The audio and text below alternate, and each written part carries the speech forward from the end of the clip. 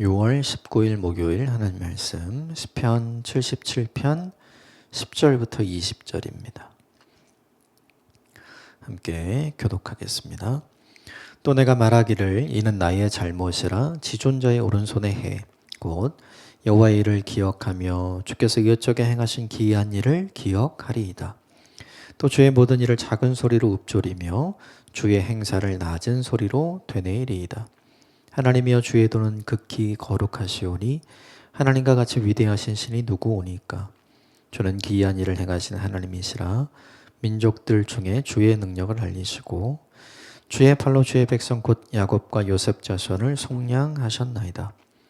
하나님이여 물들이 주를 보았나이다. 물들이 주를 보고 두려워하여 깊음도 진동하였고 구름이 물을 쏟고 궁창이 소리를 내며 주의 화살도 날아갔나이다. 회오리 바람 중에 주의 우레소리가 있으며 변개 세계를 비추며 땅이 흔들리고 움직였나이다. 주의 길이 바다에 있었고 주의 곧은 길이 큰 물에 있었으나 주의 발자취를 알 수 없었나이다. 주의 백성을 양떼같이 모세와 아론의 손으로 인도하셨나이다. 아멘. 이것은 하나님의 말씀입니다. 어제 본문에 이어서 오늘 본문에 드디어 현실의 밤 때문에 영혼의 밤을 맞은 사람이 어떻게 그걸 극복해 가는가 에 대한 구체적인 내용이 오늘 본문에 등장을 합니다. 먼저 10절, 11절 같이 읽읍시다. 시작. 또 내가 말하기를 이는 나의 잘못이라 지존자의 오른손에 해 곧 여호와의 일들을 기억하며 주께서 옛적에 행하신 기이한 일을 기억하리라. 어제 본문을 보면 기도하다가 지쳤죠. 아무런 변화가 없으니까. 그래서 내 기도를 들으시나 질문하죠. 그러다가 반문을 하게 돼요. 정말 이 기도가 하나님이 들으시는 기도 맞나? 그러다가 의심하게 되죠. 내가 이 기도를 계속해서 해도 되는 걸까? 그러다 회의해요. 이거 해봐도 소용없구나. 그러다 불신에 빠지게 되죠. 그래서 더 이상 기도하기 위해서 밤을 새는 게 아니라 기도 없이 불면의 밤을 보내게 돼요. 걱정하고 근심하고 염려하다가. 그러다가 그 밤에 한 게 뭐예요? 옛날 생각하는 거죠. 옛날이 좋았어. 옛날이 좋았어. 그러다가 푸념처럼 입으로 한 게 뭡니까? 이제 하나님의 은혜가 없는 거 아닌가? 하나님이 날 버리신 거 아닌가? 내가 뭐 잘못한 거 아닌가? 뭐 이런 이야기들을 계속 본인 스스로 하게 되죠. 본인 스스로가 본인을 굉장히 힘들게 한 거예요. 근데 그가 깨달은 게 있어요. 이런 걸 하다가. 10절에 보면 이는 나의 잘못이라. 어제 본인이 고백했던 그 모든 내용들을 이야기하는 거예요. 이거는 나의 잘못이다. 하나님은 그런 분이 아닌데 내가 하나님을 그렇게 만들고 있었구나. 그래서 어제 본문에서 이걸 극복하기 위해서 어제 본문 1절로 돌아가야 한다고 그랬잖아요. 우리가 기도할 때 하나님이 들으시고 내가 부르짖을 때 하나님이 귀 기울이시고 반드시 응답하신다. 그걸 놓친 거였거든요. 그런데 그걸 다시 회복하니까 퍼뜩 든 깨달음이 있는 거죠. 이 푸념, 이 원망, 이 불평 모두 다 내가 하나님을 그렇게 만들고 있는 거예요. 하나님은 그런 분이 아니라 내가 하나님을 그렇게 만들고 있구나. 그래서 뭐라고 얘기하냐면 나의 잘못이다. 그가 회개하기 시작하죠. 그가 회개하고 나서 한 일이 뭐냐면 11절 하나님이 행하신 일들을 기억하는 것. 이게 되게 중요해요. 근데 언제 하신 일이냐면 주께서 옛적에 행하신 기이한 일을 기억하라. 어젯밤에는 뭘 기억했죠? 자기가 옛날에 좋았던 때를 기억했잖아요. 근데 오늘 본문은 뭘 기억해요? 하나님이 옛적에 해주신 좋은 일, 그거를 기억하는 거죠. 그러므로 영혼의 밤을 극복하는 방법은 뭐냐 하면 내가 간구할 때 하나님이 들으시는 분이야. 이거를 다시 회복해야 돼요. 그걸 회복하게 되면 그 다음에 나오는 게 뭐냐면 내가 지금까지 했던 원망, 불편, 푸념들에 대한 회개가 있게 되고 이걸 하게 되면 그 다음 단계로 뭘 하게 되냐면 하나님이 이런 일을 행하셨던 분이시지 하나님에 대한 하나님의 생각을 하게 돼요. 내 문제, 내 걱정, 내 염려가 아니라 하나님이 어떤 일을 행하셨고, 하나님이 어떻게 보호하셨고, 하나님이 어떻게 인도하셨고, 하나님이 어떻게 공급자가 되어주셨는지, 그 하나님을 생각하게 되는 거죠. 왜 그런가? 하나님은 언제나 똑같잖아요. 과거와 현재와 미래. 언제나 동일하신 분인데 누구만 달라져요? 우리만 달라지는 거죠. 이 사람이 제대로 지금 깨닫고 있는 거예요. 그때 그 일을 행하셨던 분이 내가 지금 신뢰하고 믿고 기도하고 기다리고 있는 하나님이지, 그 하나님이 은혜를 베푸셨다면 내게도 베풀어 주실 것이야. 그 하나님이 그때 보호해 주셨다면 나도 보호해 주실 것이야. 그때 그 하나님이 내 공급자가 되어 주셨다면 내 공급자가 앞으로 되어 주실 것이야. 이렇게 그가 영혼의 밤에서 나오기 시작하는 거죠. 이게 되게 중요해요. 즉 무너진 신앙을 다시 세우는, 즉 영혼의 밤에서 탈출하는 가장 중요한 방법은 뭐냐 하면 remember입니다. 하나님을 기억하는 거.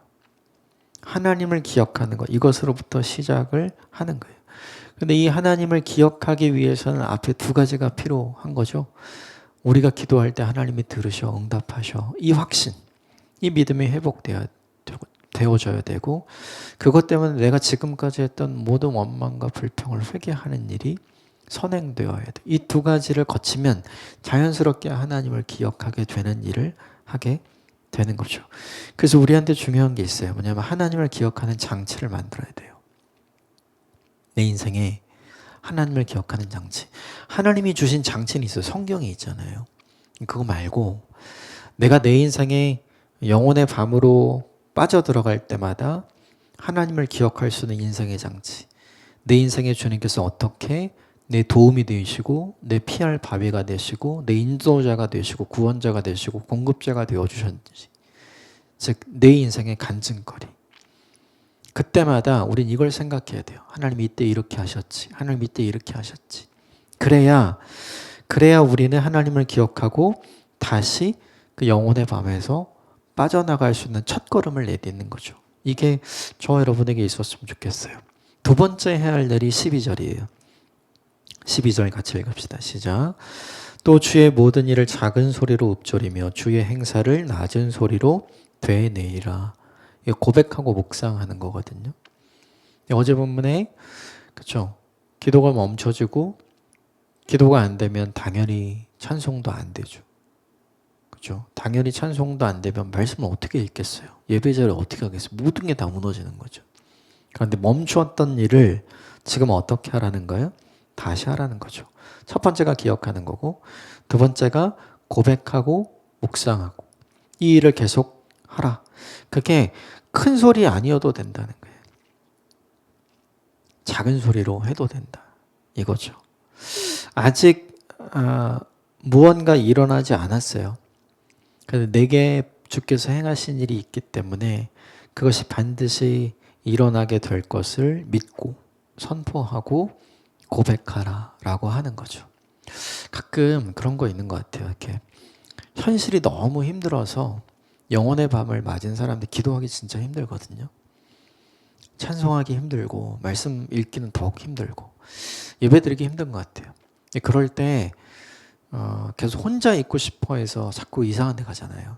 그러지 마시고 그 예배당 그냥 오시면 좋겠어요. 그냥 아무도 없는 예배당에 그냥 앉아서 그럼 뭐 하겠어요? 그냥 우는 거죠, 뭐. 네. 그냥 하나님의 이름만 불러도 되는 것 같아요. 아버지 이렇게, 하나님 이렇게, 주님 이렇게. 그게 기도잖아요. 그게 기도. 그게 읊조림이고, 그게 묵상이고, 그게 고백이죠. 우리가 어떻게 큰 소리로 하겠어요? 그런 힘이 없죠. 그냥 눈물 톡톡 흘리면서 그냥 기도하고 아버지 이름을 부르고 그냥 그 자리에 앉아 있는 걸 주님이 왜 기도로 봐주시지 않겠어요? 그게 기도죠. 그게 묵상의 고백이고 그게 내 신앙의 표현이죠. 저는 그 일을 하시면 너무 좋겠다 생각이 들어요. 예. 큰 소리로 기도하지 않아도 하나님 다 알고 들으시잖아요. 그렇죠? 중요한 건 내가 말하라는 거거든요. 왜 말하라고 이야기를 하냐 하면 그 말이 내 생각을 지켜줘요. 우리가 약속을 해버리면 그 약속을 지키려고 노력하잖아요. 근데 그 약속을 속으로 하지 않고 내가 이거 반드시 할게 상대가 들을 수 있게끔 해주면 또 그걸 듣는 사람이 여러 사람이면 우리는 가능한 한 많은 사람들이 알고 있기 때문에 그걸 지키려고 하거든요. 기도도 마찬가지인 것 같아요. 그 순간에 내가 내 입술로 고백하면 말해버리면 하나님이 들으시잖아요. 하나님이 들으시니까 자연스럽게 그 말이 나를 지키는 울타리가 되어줘요. 그래서 다시 더 깊은 수렁으로 영혼의 밤으로 빠져들지 않게끔 지켜주거든요. 오늘 본문의 이야기는 바로 그 이야기예요. 우리의 생각이 우리의 말을 지배하죠. 근데 반대도 있어요. 우리의 말이 우리의 생각을 지켜줍니다. 그래서 고백하고 선포하는 일이 필요한 거죠. 그럼 무엇을 고백하고 무엇을 선포했는가? 오늘 14절부터 20절까지가 바로 그 내용이에요. 쭉 읽어보겠습니다. 시작. 주는 기이한 일을 행하신 하나님이시라 민족들 중에 주의 능력을 알리시고 주의 팔로 주의 백성 곧 야곱과 요셉의 자손을 속량하셨나이다. 하나님이여 물들이 주를 보았나이다. 물들이 주를 보고 두려워하여 기품도 진동하였고 구름이 물을 쏟고 궁창이 소리를 내며 주의 화살도 날아갔나이다. 회오리 바람 중에 주의 우레소리가 있으며 번개가 시계를 비추며 땅이 흔들리고 움직였나이다. 주의 길이 바다에 있었고 주의 곧은 길이 큰 물에 있었으나 주의 발자취를 알 수 없었나이다. 주의 백성을 양떼같이 모세와 아론의 손으로 인도하셨나이다. 출애굽 이야기죠. 하나님이 야곱과 요셉의 자손을 속량했다. 이스라엘 백성들을 출애굽시키셨다. 그리고 물들이 주를 보았다 이렇게 나오죠. 그게 홍해 사건을 이야기하는 거예요.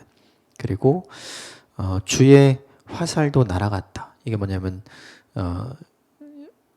출애굽한 이스라엘 백성이 홍해를 다 건너고 쫓아오던 추격대가 수장당하는 그 장면을 이야기하는 거고 가장 중요한 게 이제 19절과 20절인데 19절 말씀 보면 이렇게 돼 있죠. 주의 길이 바다에 있었고 주의 곧은 길이 큰 물에 있었으나 주의 발자취를 알 수는 없었다. 사람들이 홍해 앞에 섰을 때 길이 없다고 생각했죠. 끝난 거예요. 그러니까 현실의 밤을 만난 거죠. 그러니까 사람들이 우리 괜히 여기까지 왔다. 우리 여기까지 와서 죽일 셈이냐? 우리 다시 돌아가자. 이렇게 이야기하죠. 영혼의 밤으로 빠져든 거죠. 근데 사실 그 본문에서 이 본문에서 하나님이 우리에게 보여주시고 이 본문의 시편 기자가 떠올린 건 뭐냐면 길이 없는 게 아니었다는 거죠. 길이 없는 게 아니라 길이 안 보였을 뿐이다. 길이 없는 게 아니라 그 길이 안 보이니까 우리가 몰랐을 뿐이다. 하나님이 만드신 길이 있었고 하나님이 준비하신 길이 있었고 하나님이 보여주신 길이 있었고 하나님이 열어주신 길이 있었다.